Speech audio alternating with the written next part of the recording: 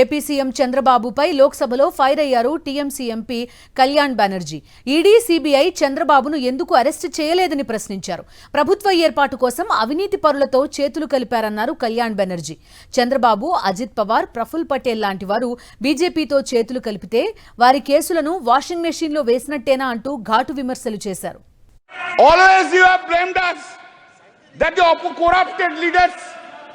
Assembled and created opposition bloc of India Alliance. That is the allegations against us.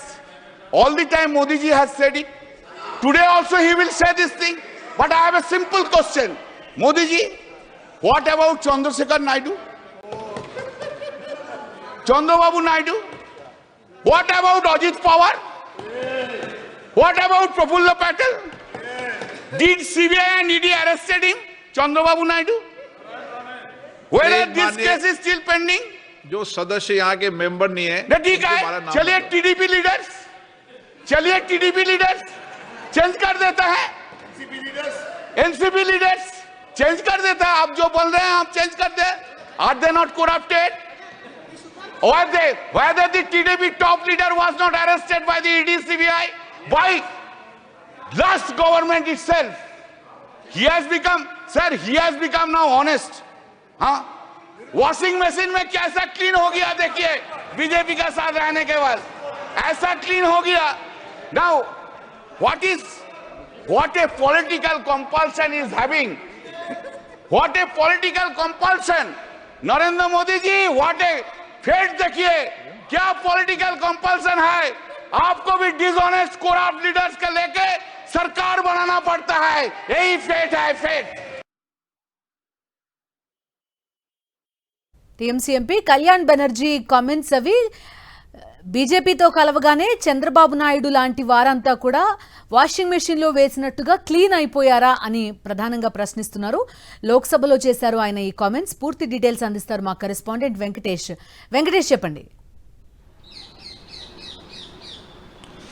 లోక్సభలో ఈరోజు రాష్ట్రపతి ప్రసంగంపై ధన్యవాదాలు తెలిపే తీర్మానంపైన తృణమూల్ కాంగ్రెస్ పార్టీ ఎంపీ కళ్యాణ్ బెనర్జీ చేసిన ప్రసంగం ఇప్పుడు తీవ్ర చర్చనీయాంశంగా మారింది.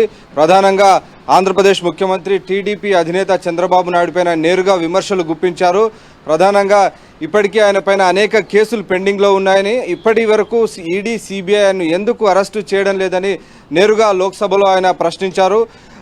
బీజేపీ చెంత చేరగానే ఆయన పూర్తిగా వాషింగ్ మిషన్లో వేసి కడిగినట్లుగా పూర్తిగా మారిపోయారా, నిజాయితీపరుడుగా మారిపోయారా అనేటువంటి ఒక ప్రశ్న కూడా కళ్యాణ్ బెనర్జీ ఈరోజు లోక్సభలో సంధించారు. దీనికి విపక్ష నేతలందరూ కూడా ఆయనకు మద్దతు ఇస్తూ చప్పట్లతో స్వాగతించినటువంటి పరిస్థితి మనకు కనబడింది. సో మొత్తానికి ఎన్డీఏ ప్రభుత్వానికి ఏర్పాటు కోసం ఇటు తెలుగుదేశం పార్టీ పైన ఉన్నటువంటి తెలుగుదేశం పార్టీ అధ్యక్షుడు చంద్రబాబు నాయుడు పైన ఈడీ, సిబిఐ కేసులు పెండింగ్లో ఉన్నప్పటికీ కేంద్ర ప్రభుత్వం పట్టించుకోవడం లేదని నేరుగా ఆయన విమర్శల బాణాలు ఎక్కుపెట్టారు.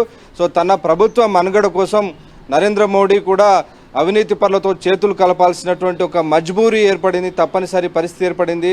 చంద్రబాబు నాయుడు పైన కేసులను ముందుకు ప్రొసీడ్ చేయకపోవడంలో ప్రధానమైనటువంటి కారణం ఈ ప్రభుత్వంలో టీడీపీ ప్రధానమైనటువంటి భాగస్వామిగా ఉన్న నేపథ్యంలోనే ఆయనను వదిలివేస్తోందని ఈరోజు తృణమూల్ కాంగ్రెస్ పార్టీ నేరుగా లోక్సభలో విమర్శల బాణాలు ఎక్కుపెట్టింది. విపక్ష కూటమి మొత్తం ఆయనకు మద్దతు పలికినటువంటి పరిస్థితి మనకు లోక్సభలో కనిపించింది. దాంతోపాటు మరొక సంచలన విషయాన్ని ఆయన బయటపెట్టారు. స్టాక్ మార్కెట్ కుంభకోణాన్ని ఈరోజు ఆయన బయటకు తీశారు. తెలుగుదేశం పార్టీకి సంబంధించినటువంటి అగ్రనేత అంటే చంద్రబాబు నాయుడుకు సంబంధించి ఒకే రోజులో 521 కోట్ల రూపాయల లాభం వచ్చింది. ఇదంతా కూడా ఈ స్టాక్ మార్కెట్లో జరిగినటువంటి గోల్మాల్ వ్యవహారాలతో ఒకే రోజులో 521 కోట్ల రూపాయలు చంద్రబాబు నాయుడు సంపాదించారు అనేటువంటి ఒక విషయాన్ని కూడా ఈరోజు కళ్యాణ్ బెనర్జీ లోక్సభలో ఆయన ఒక బాంబు పేల్చారు. ఈ మొత్తం స్టాక్ మార్కెట్ కుంభకోణం పైన దర్యాప్తు చేసేటువంటి దమ్ము, ధైర్యం ఉందా అని కూడా ఆయన ప్రశ్నించినటువంటి పరిస్థితి.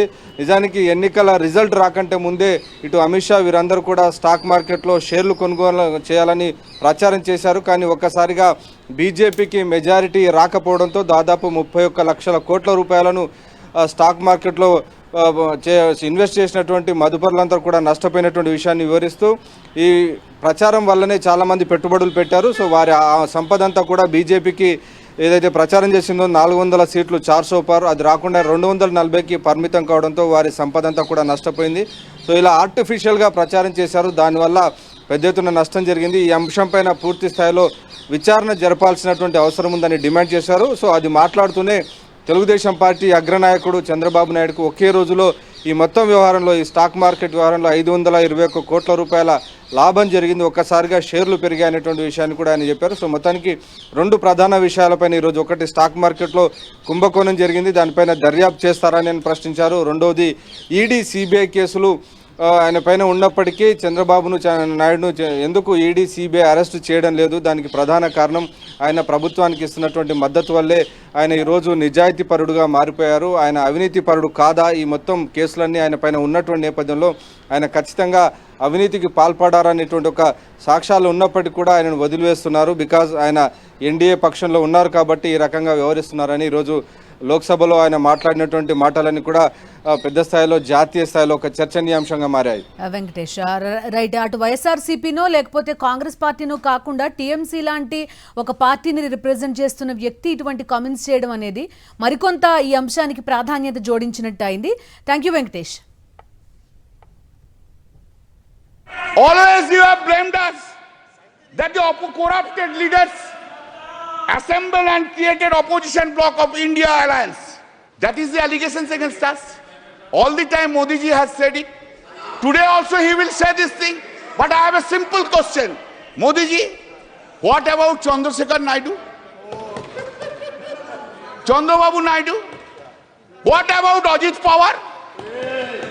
What about Prafulla Patel? Did CBI and ED arrested him? Chandrababu Naidu? Whether this case is still pending? जो सदस्य यहाँ के मेंबर नहीं है, ठीक है, चलिए टीडीपी लीडर्स चेंज कर देता है, एनसीपी लीडर्स चेंज कर देता है. आप जो बोल रहे हैं आप चेंज कर दे. Are they not corrupted?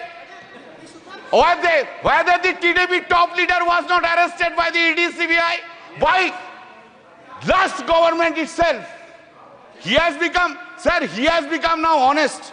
हाँ, वॉशिंग मशीन में कैसा क्लीन हो गया देखिए, बीजेपी का साथ रहने के बाद ऐसा क्लीन हो गया. Now what a political compulsion is having, what a political compulsion. Narendra Modi ji, what a fate देखिए, क्या पॉलिटिकल कंपल्सन है. आपको भी डिसऑनेस्ट करप्ट लीडर्स के लेके सरकार बनाना पड़ता है, यही फेट है, फेट.